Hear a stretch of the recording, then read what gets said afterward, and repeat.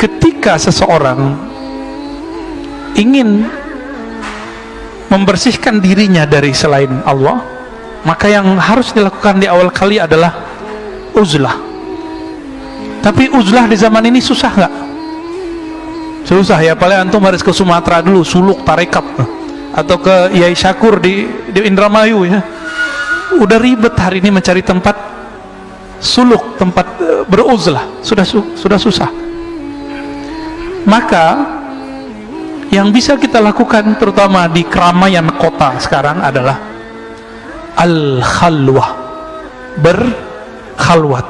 Jadi tolong setiap hari, setiap malam menyempatkan waktu bersama Allah sebelum subuh atau sebelum tidur, hatta walau rubu' sa'ah ya, walaupun cuma seperempat jam, kalau bisa setengah jam, kalau bisa 1 jam. Ngapain? Ya zikir Quran, zikir Quran, zikir Quran, zikir sholat, udah gitu aja, nggak ngapain lagi. Kita sudah tersita lama dengan handphone, katanya anti Cina, tapi handphonenya Cina ya, anti Amerika, handphonenya Apple. Jadi ternyata bukan itu masalah kita. Masalah kita, kolbunya anti selain Allah atau tidak, itu masalah kita. Mau di tangannya Apple atau Oppo bahasa Jawa kali ya. Tapi hati-hati teman-teman, ketika orang berkhalwat dan beruzlah. Jadi saya nggak mau gaul lah sama orang, itu namanya beruzlah juga. Ada orang beruzlah tapi dia merasakan orang itu jahat, saya baik, saya harus menjauh darinya. Orang seperti ini disebut dengan mutakabbirun. Ini orang uzlah tapi dalam dirinya itu setan. Setan uzlah, jadinya begitu. Semakin nambah ilmu di dalam dirinya, yang bertambah sombongnya, bertambah zikirnya, bertambah sombongnya. Maka nanti dia akan ngomong orang, ente zikirnya berapa, gua zikir berapa, saktian mana kita, nanti ngomongnya gitu Pak. Adu makrifat kita. Emang makrifat apaan sih, kok bisa diadu-adu? Makrifat gak bisa diadu Pak. Yang bisa diadu nih, ini bisa diadu nih ya, isi otak bisa diadu, yakin bisa diadu, makrifat gak bisa diadu, karena langsung makrifat itu yang disebut al-haq. Jadi kalau antum baca Al-Quran, al-haqqu min rabbika fala takunanna minal mumtarin, al-haq dari Allah itu makrifat, artinya pengetahuan yang pasti itu hanya dari Allah. Maka jangan pernah ragu, dan itu pintunya cuma satu, al-bab al-muhammadi, yaitu pintu Rasulullah sallallahu alaihi wasallam. Maka yang tidak melewati jalur kenabian tidak akan sampai kepada al-ma'rifah. Ma'rifatnya semu, saktinya semu, alimnya semu. Alim di sini kena stroke habis Pak, bener nggak? Antum mau banggain hafalan, kena stroke habis, nggak bisa ngapa-ngapain, nggak bisa banggain ini. Banggainnya harus ilmunya ilmu qalbu. Maka dalam Al-Quran selalu kalimatnya lahum qulubu ya'qiluna biha, mereka punya hati yang mereka berakal dengan si qalbu.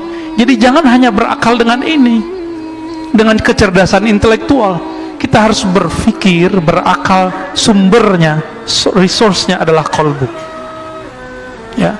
Kalau saya mau pakai akal-akalan Pak, saya mungkin debat tiap hari ya. Tapi apa untungnya debat? Kalau kita menang emang orang ikut kita? Kan enggak bakal ya. Orang kalau kalah debat, egonya yang main, gengsi gitu. Itu yang terjadi, nauzubillah min dzalik. Jadi kita pun kalau menghindari satu komunitas, bukan karena komunitas itu kita anggap akan menyakiti atau akan merusak diri, tapi kita mengatakan, jika aku masuk suatu komunitas ini, mungkin akulah penyebab mereka rusak. Ini baru orang mutawadhi, baru uzlahnya benar. Jadi uzlah zaman now adalah tidak masuk ke dalam komunitas yang membuat kita terpapar dunia, membuat kita melenceng dari akhirat, melenceng dari Allah subhanahu wa ta'ala. Nah, ketika kita menjauhi komunitas begitu, bukan kita menuduh mereka, tapi kita menuduh diri sendiri. Kalau aku ada di sana, mungkin akulah penyebab mereka cinta dunia. Ini bedanya ya. Maka hati-hati, ini banyak setan itu bisa masuk Pak ke dalam diri para pengamal tarekat, bisa masuk kepada dokter, profesor, bisa masuk ke ustadz, bisa masuk ke siapa aja. Kalau nggak begitu, mana mungkin Sayyidina Adam bisa tertipu? Nabi Adam, Nabi kita, kakek kita semua. Maka ini keturunan Nabi semua kan? Cuma Nabi Adam, bukan Nabi Muhammad. Karena kita semua nih keturunan Nabi Adam, kesalahan itu akan berulang. Syaitan itu selalu berbicara pelan. Syaitan itu selalu berbicara tulus. Dia jual ketulusan dan dia jual keilmuan. Maka syaitan akan menjual keyakinan, karena dia pernah mengalami ujian keyakinan ribuan tahun beribadah di langit dan di bumi, sehingga Allah angkat dia setara dengan malaikat. Fasjudu li Adama, ujiannya diuji sujud ke Adam, dia nggak mau. Kenapa? Di kolbunya ada kesombongan yang menyala-nyala. Ini dalam diri kita ada kesombongan nggak menyala-nyala? Kalau ada orang sedikit senggol kita marah, ya, kita mau bunuh orang itu Pak jadinya. Tapi kalau kita merasa bukan siapa-siapa, jika ada orang mau nyerang kita, ya kita maafin, mungkin dia salah faham, ya. Rasulullah SAW melakukan itu berkali-kali, ya, dicaci maki segala macam, bahkan dibentak, ya. Yang paling sedih itu Nabi dibentak oleh sahabat tercintanya Umar. Tapi Nabi faham Umar lagi galau. Apa kata Sayyidina Umar radhiyallahu ta'ala anhu? Belum lagi galau. Rasulun anta, ente bener Rasul gak sih? Antum coba ngomong sama aneh, ente beneran Ustadz gak sih? Kalau saya baper, saya tersinggung. Tapi kalau saya faham antum, saya gak akan marah. Nah, itulah bagaimana dewasanya Rasulullah. Nabi biarkan Umar berkembang, ternyata beliau menjadi pewaris Rasulullah Sallallahu Alaihi Wasallam. Jadi kadang-kadang orang-orang yang benci sama kita hari ini, yang marah sama kita hari ini, siapa tahu nanti menjadi orang yang sangat cinta kepada ilmu yang kita kembangkan. Amin ya rabbal alamin. Jadi jangan bawa nafsiyah ego diri, ya, yang kita kedepankan Allah Subhanahu wa Ta'ala. Maka beliau mengatakan, ya, wa man istasghara nafsahu fahuwa mutawadhi. Siapa yang beruzlah karena memandang dirinya kotor, takut merusak manusia, itulah yang disebut muslim hakiki mutawadhi. Kembali ke hadis yang sering dibaca oleh para asatis, al-muslimu man salimal muslimuna min lisanihi wa yadihi. Muslim yang hakiki, yang mutawadhi, muslim yang khawatir orang lain tersinggung oleh lisannya. Maka saya katakan tadi, jika teman-teman salafi tersinggung oleh kalam saya, maafkan saya, ya. Jika teman-teman tarekat sufi tersinggung dengan kalam saya, tolong maafkan saya.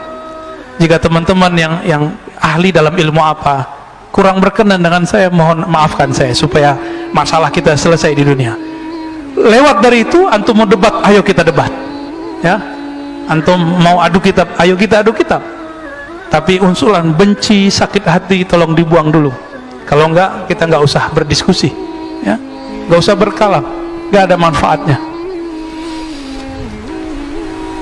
Gimana? Antum ketika tidak masuk yang disebut hijrah, ya, ini jebakan setan nih ketika hijrah. Aku mau hijrah deh dari kelompok ini, komunitasku, di situ orangnya jahat-jahat, di situ orangnya kotor-kotor. Kalau itu yang ada, fa anta mutakabbirun, maka kamu pewaris setan, pewaris iblis. Di dalam dirimu ada sifat permanen iblis, yaitu sombong. Jadi kepada teman-teman saya yang sedang merasakan dirinya hijrah, jangan berpikir bahwa orang-orang yang kita tinggalkan itu orang-orang jahat. Kita katakan, mungkin akulah penyebab mereka jahat. Dari mana ilmu ini? Dari Sayyidina Adam. Siapa lagi kita berguru kalau ke Al-Quran? Apa kata Sayyidina Adam ketika beliau berhasil dijebak oleh iblis? Apa kata Nabi Adam? Ya Allah, iblis yang disalahkan. Begitu enggak? Hah? Emang begitu? Enggak. Apa katanya? Rabbana zalamna. Ya Rabb, aku yang salah, kami yang salah. Ini ilmu Nabi Adam, Pak. Mau dapat ilmu Nabi Adam? Kalau ada masalah, dia nggak nyalain orang, dia nyalain diri sendiri.